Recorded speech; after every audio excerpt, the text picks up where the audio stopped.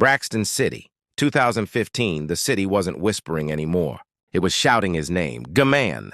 From the housing blocks of South Grange to the cyber bars in Edgewater, everyone had a story. Some true, some twisted. All fed the same wildfire. But that kind of light, it draws wolves. The pressure from the top.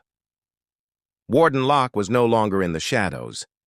The criminal kingpin had issued an open bounty. 10 million for Gman, dead, not breathing, no funeral.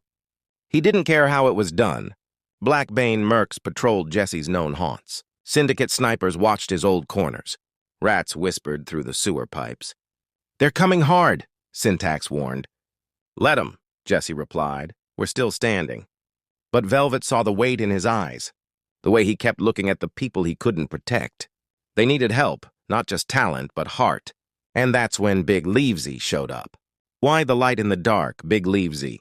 His name was Levon Kingston, but everyone called him Big Leavsy. 6'5", built like a bus with a smile that could disarm a cop.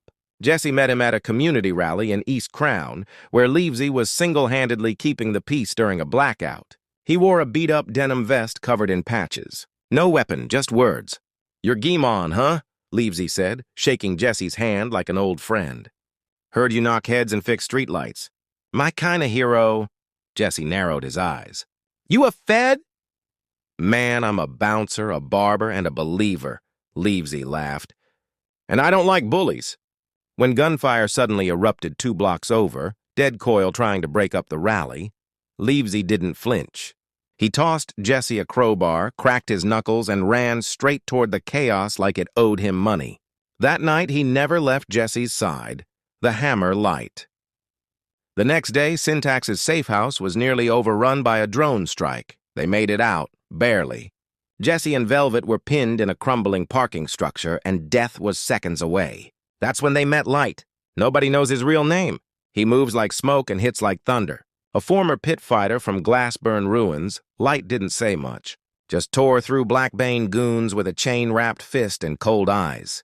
After the dust settled, he lit a cigarette, looked at Jesse and said, "You're the kid shaking the throne?" Jesse nodded. "Then I'm in. I've been waiting for something real." Light wasn't just a weapon. He was a shield, cold, precise, and fearless. The kind of guy who took a bullet, grunted, and kept walking. The new crew. With Leavsy's heart, Light's fury, Syntax's mind, and Velvet's wheels, Jesse had more than a crew.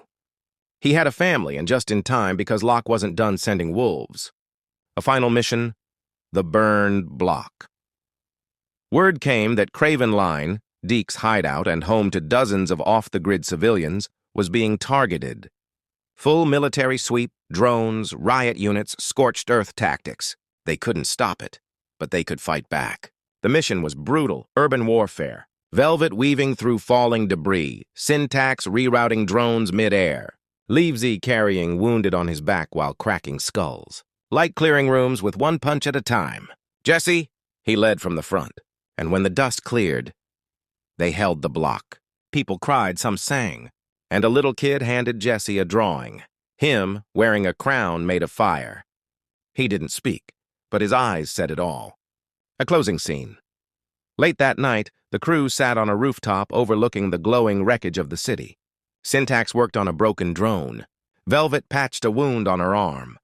Light leaned against the wall, silent. Leavsy handed out greasy sandwiches from a food truck he hijacked. Jesse looked around and finally let himself breathe. "We're not the biggest crew," he said, "but we're real and real beats numbers."